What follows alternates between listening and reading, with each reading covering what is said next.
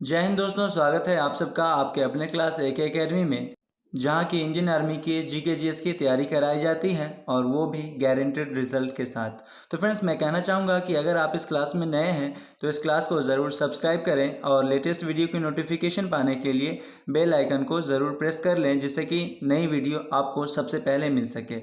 और फ्रेंड्स, हर दिन की तरह आज भी आपको 2 सवाल मैं दूंगा, जिसके जवाब आपको कमेंट बॉक्स में देने हैं। और पिछली वीडियो के जवाब जिन लोगों ने दिए हैं, उसमें जो सवाल मैंने पूछा था उसकी भी डिस्कशन हम देखेंगे लास्ट में। चलिए फ्रेंड्स, क्लास को स्टार्ट करते हैं।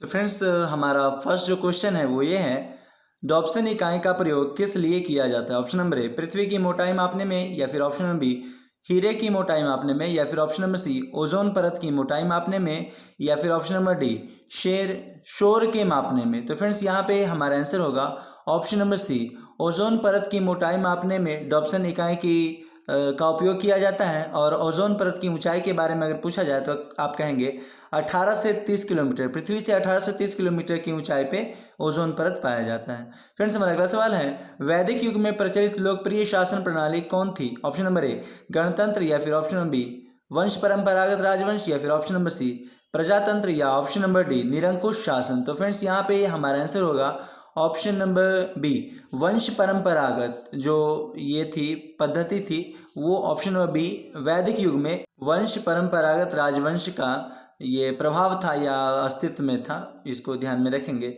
और फ्रेंड्स, देखते हैं हमारा अगला सवाल, निम्नलिखित में से किस जगह 2019 में चक्रवाती तूफान फैनी आया था? तो फ्रेंड्स, ये जो है करंट अफेयर का एक क्वेश्चन है जो मैंने डाल दिया है, कोई बात नहीं है, करंट अफेयर भी थोड़ा मोड़ा हम कभी कभार देख लिया करेंगे।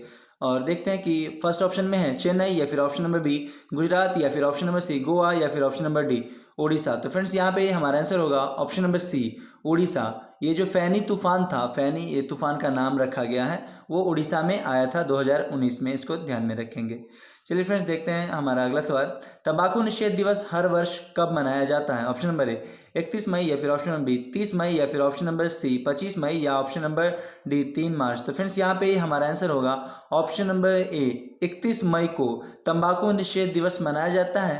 तंबाकू से होने वाली बीमारी से जो मरते हैं लोग, मुंह का जो कैंसर हो जाता है तंबाकू से, तंबाकू का सेवन करने से, यानी कि तंबाकू के चबाने से मुंह का कैंसर होता है, इसको ध्यान में रखेंगे। और जिस वजह से 31 मई को तंबाकू निषेध दिवस मनाया जाता है, लोगों को जागरूक करने के लिए। फ्रेंड्स, हमारा अगला सवाल है, WHO की स्थापना कब हुई थी? ऑप्शन नंबर ए 1945, या फिर ऑप्शन नंबर बी 1948, या फिर ऑप्शन नंबर सी 1888, या फिर ऑप्शन नंबर डी 1869। तो फ्रेंड्स, यहाँ पे हमारा आंसर होगा ऑप्शन नंबर बी, 1948 में WHO यानी कि वर्ल्ड हेल्थ ऑर्गेनाइजेशन की स्थापना 1948 में हुई थी। और पिछली वीडियो में हो चुका था कि WTO की स्थापना कब हुई थी, जिसका आंसर होगा 1945। तो फ्रेंड्स, आप इन दोनों बातों को ध्यान में रखेंगे। ये WTO वर्ल्ड हेल्थ ऑर्गेनाइजेशन का ये लोगो है, आप देख सकते हैं। चलिए देखते हैं हमारा अगला सवाल, ओजोन परत की ऊंचाई कितनी है? ये पीछे हो चुका है, चलिए फिर से देख लेते हैं। ओजोन परत की ऊंचाई 0 से 14 किलोमीटर, या फिर ऑप्शन नंबर बी 18 से 30 किलोमीटर, या फिर ऑप्शन नंबर सी 32 से 32 किलोमीटर, यहाँ 32 नहीं, चलिए देखते हैं 32 से 32 किलोमीटर, या फिर ऑप्शन नंबर डी 15 से 35 किलोमीटर। तो फ्रेंड्स, यहाँ पे जो ओजोन परत की ऊंचाई ऊंचाई बताना है हमें, वो होगा ऑप्शन नंबर बी 18 से 30 किलोमीटर। और 0 से 14 किलोमीटर ये क्षोभ मंडल की ऊंचाई है, पृथ्वी से क्षोभ मंडल की ऊंचाई 0 से 14 किलोमीटर है, इसको भी आप ध्यान में रखेंगे साथ साथ में। और जिन लोगों को फ्रेंड्स पिछली वीडियो याद नहीं होती है, उसका भी मैं बतलाऊंगा कि आपको किस तरह से याद रखना है। फ्रेंड्स, हमारा अगला सवाल है, नंदा देवी शिखर कहाँ स्थित है? Option number A Himachal Pradesh, या फिर option number B Uttar Pradesh, या फिर ऑप्शन नंबर सी उत्तराखंड, या ऑप्शन नंबर डी सिक्किम। तो फ्रेंड्स, यहाँ पे हमारा आंसर होगा ऑप्शन नंबर सी, उत्तराखंड में स्थित है नंदा देवी, जिसे फ्रेंड्स 1982 में स्थापित किया गया था। और फ्रेंड्स, अगर इसका क्षेत्रफल की बात पूछे तो क्षेत्रफल 630 दशमलव लगभग 33 वर्ग किलोमीटर ये इसका क्षेत्रफल है, इसको ध्यान में रखेंगे। और फ्रेंड्स, इस वीडियो के लास्ट में आपसे 2 सवाल पूछा जाएगा, उस सवाल के जवाब आपको कमेंट करके निश्चित ही देने हैं। और सब लोग अपनी उपस्थिति के तौर पे जय हिंद ज़रूर लिखेंगे। फ्रेंड्स, हमारा अगला सवाल है, किस देश में विश्व का प्रथम राष्ट्रीय 5G नेटवर्क आरंभ किया?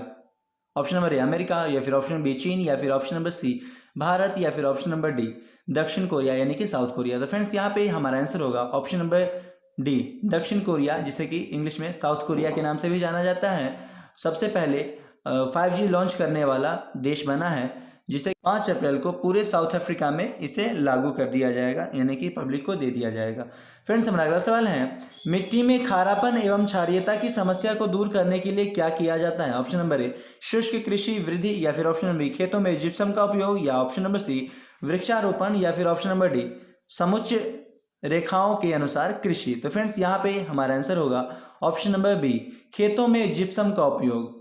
मिट्टी में खारापन और क्षारीयता को दूर करने के लिए खेतों में जिप्सम का उपयोग किया जाता है, और ज़्यादातर जहाँ पे धान की खेती होती है, यानी कि चावल की खेती, वहाँ पे इसका उपयोग किया जाता है। फ्रेंड्स, हमारा अगला सवाल है, निम्नलिखित में से कौन एक प्रकृति में अणुचुंबकीय है? ऑप्शन नंबर ए ऑक्सीजन, या फिर ऑप्शन नंबर बी हाइड्रोजन, या ऑप्शन नंबर सी नाइट्रोजन, या फिर ऑप्शन नंबर डी लोहा। तो फ्रेंड्स, जब तक मैं ऑप्शन बोलता हूँ तब तक अगर आप इस प्रश्न को पहले सुन चुके हैं तो आप अपने मन में इस आंसर को कर लेंगे कि आपने क्या आंसर याद रखा है और इस वीडियो में क्या बताया गया है। इस वीडियो में जो भी सवाल के जवाब आपको बताए जाएंगे पूरे सही सही बताएंगे, कोई भी गलत जवाब आपको नहीं मिलने वाला है। फ्रेंड्स, यहाँ पे हमारा आंसर होगा ऑप्शन नंबर ए। फ्रेंड्स, हमारा अगला सवाल है, महाद्वीप अलग कैसे हुए? ऑप्शन नंबर ए ज्वालामुखी फूटने से, या फिर ऑप्शन नंबर बी विवर्तनिक क्रिया से, या फिर ऑप्शन नंबर सी चट्टानों के वलयन और भ्रंश से, या फिर ऑप्शन नंबर डी भूकंप से। तो फ्रेंड्स, यहाँ पे हमारा आंसर होगा ऑप्शन नंबर बी विवर्तनिक क्रिया से। महाद्वीप जो अलग हुए हैं, जैसे कितने सारे महाद्वीप हैं, उन वो सब जो अलग हो गए, अलग अलग नाम से जाने जाते हैं, तो वो विवर्तनिक क्रिया के माध्यम से ही अलग हुए हैं और उनका अलग अलग नाम रख दिया गया है। तो चलिए फ्रेंड्स, देखते हैं हमारा अगला सवाल, किस पंचवर्षीय योजना में कृषि ऋणात्मक विकास हुआ? ऑप्शन नंबर ए पहली, या फिर ऑप्शन नंबर बी दूसरी, या फिर ऑप्शन नंबर सी पांचवी, या फिर ऑप्शन नंबर डी तीसरी। तो फ्रेंड्स, यहाँ पे हमारा आंसर होगा ऑप्शन नंबर डी तीसरी पंचवर्षीय योजना कृषि में ऋणात्मक विकास देखने को मिला, जो कि फ्रेंड्स अगर तीसरी पंचवर्षीय योजना की बात करें तो 1961 से 66 के लगभग इस योजना का प्रारंभ किया गया था। और फ्रेंड्स, ये जो तीसरी पंचवर्षीय योजना थी वो गाडगिल मॉडल पे आधारित थी, इसको भी ध्यान में रखेंगे। चलिए फ्रेंड्स, देखते हैं हमारा अगला सवाल, national aeronautics and space research administration किसका पूर्ण रूप है? ऑप्शन नंबर ए नासा, या फिर ऑप्शन नंबर बी NED, या फिर ऑप्शन नंबर सी NASA, या फिर option number D none of the above, यानी कि दिए गए में से ऊपर दिए गए में से कोई नहीं। फ्रेंड्स, यहाँ पे हमारा आंसर या तो ए या फिर डी दोनों में से कोई भी हो सकता है, क्योंकि नासा का ही फुल फॉर्म होता है national aeronautics and space research administration. और फ्रेंड्स, इसकी स्थापना 29 जुलाई 1958 को की गई थी और ये अमेरिका में इसकी स्थापना की गई थी। फ्रेंड्स, देखते हैं हमारा अगला सवाल। और फ्रेंड्स, नासा का ये जो स्पेस में जो जितने भी यान भेजे जाते हैं ग्रहों का अध्ययन करने के लिए, ये नासा के द्वारा ही भेजा जाता है। फ्रेंड्स, हमारा अगला सवाल है, संसद के संयुक्त सत्र की अध्यक्षता करने हेतु कौन अधिकृत है? ऑप्शन नंबर ए भारत का राष्ट्रपति, या फिर ऑप्शन नंबर बी भारत का उपराष्ट्रपति, या फिर ऑप्शन नंबर सी भारत का प्रधानमंत्री, या फिर ऑप्शन नंबर डी लोकसभा अध्यक्ष। तो फ्रेंड्स, यहाँ पे हमारा आंसर होगा ऑप्शन नंबर डी संसद के संयुक्त सत्र की अध्यक्षता जब भी पूछेगा आपसे, तो यहाँ पे आंसर होगा लोकसभा का अध्यक्ष, इसको ध्यान में रखेंगे। और फ्रेंड्स, यहाँ पे राष्ट्रपति की बात की जा रही है, तो राष्ट्रपति और राज्यपाल और उपराष्ट्रपति ये तीनों संवैधानिक पद हैं, जिसके बारे में मैंने आपको पीछे बताया भी है। फ्रेंड्स, हमारा अगला सवाल है, भारत का एक राष्ट्रपति होगा, संविधान के किस अनुच्छेद में इसका वर्णन है? ऑप्शन नंबर ए अनुच्छेद 55, या फिर ऑप्शन नंबर बी अनुच्छेद 52, या ऑप्शन नंबर सी अनुच्छेद 368, या फिर option number D none of the above. तो फ्रेंड्स, यहाँ पे हमारा आंसर होगा ऑप्शन नंबर बी अनुच्छेद 52 में भारत के राष्ट्रपति का विवरण है, और कि भारत का एक राष्ट्रपति होगा, और ये जो राष्ट्रपति होता है ये संवैधानिक प्रमुख होता है, और इसका पद ब्रिटेन के संविधान से लिया गया है, इसको भी ध्यान में रखेंगे। चलिए फ्रेंड्स, देखते हैं हमारा अगला सवाल। हमारा अगला सवाल है, पौधे में कितने परिवहन ऊतक होते हैं? तो फ्रेंड्स, ये आपको बतलाना है। चलिए देखते हैं, ऑप्शन नंबर ए 1, या फिर ऑप्शन नंबर बी 2, या फिर ऑप्शन नंबर सी 3, या फिर ऑप्शन नंबर डी 4। तो फ्रेंड्स, देखते हैं इसका आंसर होगा 2। पौधे में परिवहन ऊतक, परिवहन मतलब कहने का मतलब जो उसमें ट्रांसपोर्टिंग का काम करता है। ट्रांसपोर्टिंग टिश्यू कितने होते हैं? तो फ्रेंड्स यहाँ पे आंसर होगा ऑप्शन नंबर बी, 2 होते हैं, जिसका नाम है जाइलम एवं फ्लोएम। जाइलम का काम होता है मुख्य रूप से जल का परिवहन करना जड़ से तना और पत्तियों की ओर। फ्रेंड्स हमारा अगला सवाल है, सुभाष चंद्र बोस का जन्म किस नगर में हुआ था? ऑप्शन नंबर ए कोलकाता, या फिर ऑप्शन नंबर बी मिदनापुर, या फिर ऑप्शन नंबर डी मुर्शिदाबाद, या फिर ऑप्शन नंबर डी कटक। तो फ्रेंड्स यहाँ पे जो सुभाष चंद्र बोस हैं, ये इनका जन्म हुआ था ऑप्शन नंबर डी कटक में। और सुभाष चंद्र बोस ने ही महात्मा गांधी को राष्ट्रपिता की उपाधि दी थी। ये भी आपको ध्यान में रखना है कि सुभाष चंद्र बोस ने महात्मा गांधी को राष्ट्रपिता कह के रेडियो प्रसारण के माध्यम से राष्ट्रपिता कह के संबोधित करने का काम किया था।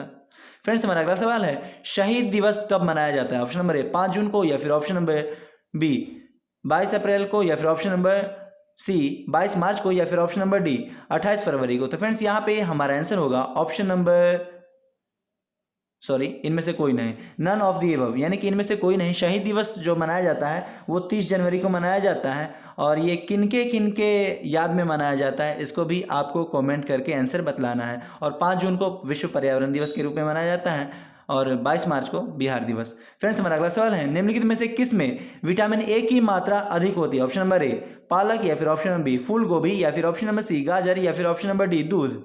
तो फ्रेंड्स विटामिन ए पूछा गया है। विटामिन ए जो अधिक मात्रा में होता है, जो इस क्लास में रेगुलर रहते होंगे उनको तो पता लग ही गया होगा। चलिए देख लेते हैं जो नए स्टूडेंट हैं उनके लिए, कि विटामिन ए अधिक मात्रा में गाजर से प्राप्त होता है, लेकिन दूध से भी विटामिन ए प्राप्त होता है। और विटामिन ए जो होता है ये गोल्ड राइस होता है, राइस यानी कि चावल, गोल्ड राइस के नाम से जाना जाता है, उसमें भी विटामिन ए पाया जाता है। और पालक से शरीर में लोहे की कमी की पूर्ति होती है। फ्रेंड्स हमारा अगला सवाल है, ज़्यादा मात्रा में प्रोटीन किस में मौजूद होता है? ऑप्शन नंबर ए दूध, या फिर ऑप्शन नंबर बी सोयाबीन, या फिर ऑप्शन नंबर सी दाल, या फिर ऑप्शन नंबर डी चावल। तो फ्रेंड्स यहाँ पे पूछा गया है प्रोटीन अधिक मात्रा में किस में मौजूद होता है, तो यहाँ पे आंसर होगा ऑप्शन नंबर बी सोयाबीन में। सोयाबीन में प्रोटीन की मात्रा सबसे अधिक होती है, और इसको आप ध्यान में रखेंगे। जो लोग कंफ्यूज नहीं होना है कि सोयाबीन में होती है या फिर किसी और में, एक बताए थे पता नहीं क्या, अभी ध्यान में नहीं आ रहा है, लेकिन सोयाबीन में सबसे अधिक मात्रा में प्रोटीन होता है, इसको ध्यान में रखेंगे। जबकि प्रोटीन दाल से भी प्राप्त होता है और दूध से भी प्रोटीन प्राप्त होता है। फ्रेंड्स हमारा आज का जो सवाल है वो है, कोशिका विज्ञान का जनक किसे कहा जाता है? ऑप्शन नहीं है यहाँ पे, ये सवाल है आपके लिए। और अगला क्वेश्चन, वायुयान किस मंडल में उड़ता है और इसकी ऊंचाई कितनी है? फ्रेंड्स इन दोनों सवाल के जवाब आपको कमेंट में लिखने हैं। और फ्रेंड्स देखते हैं कि कल के सवाल जो थे वो क्या थे। तो फ्रेंड्स कल का जो सवाल था वो था, बीरबल निम्नलिखित में से किसका दरबारी कवि था? ऑप्शन नंबर ए अकबर, या फिर ऑप्शन नंबर बी शाहजहां, या फिर ऑप्शन नंबर सी जहांगीर, या फिर ऑप्शन नंबर डी राजा राम मोहन राय। तो फ्रेंड्स यहाँ पे हमारा आंसर होगा ये अकबर के दरबार में रहने वाला ये कवि था बीरबल। और अकबर के दरबार में 9 रत्न रहा करते थे, यानी कि 9 कवि रहा करते थे, जिसमें से बीरबल भी एक कवि था। तो फ्रेंड्स मुझे आशा है कि आज के सारे सवालों के जवाब और कल के जो एक सवाल थे उनके जवाब आप लोग समझ गए होंगे। अगर समझ गए होंगे तो कमेंट बॉक्स में यस ज़रूर लिखें। और चलिए फिर आज के जो सवाल के जवाब मैंने पूछे हैं उन सवालों के जवाब आपको लिखने हैं। तो फ्रेंड्स मिलते हैं नेक्स्ट वीडियो में इसी तरह के इंटरेस्टिंग क्वेश्चन के साथ। तब तक के लिए जय हिंद, जय भारत, जय AK अकेडमी। और फ्रेंड्स जिन लोगों को वीडियो याद नहीं होता है, वो पिछली वीडियो भूल जाते हैं, वो डिस्क्रिप्शन में दिए गए एक वीडियो को, जो मैं डिस्क्रिप्शन में जिस दिन देता हूँ, उसको ज़रूर देखें। चलिए फिर मिलते हैं नेक्स्ट।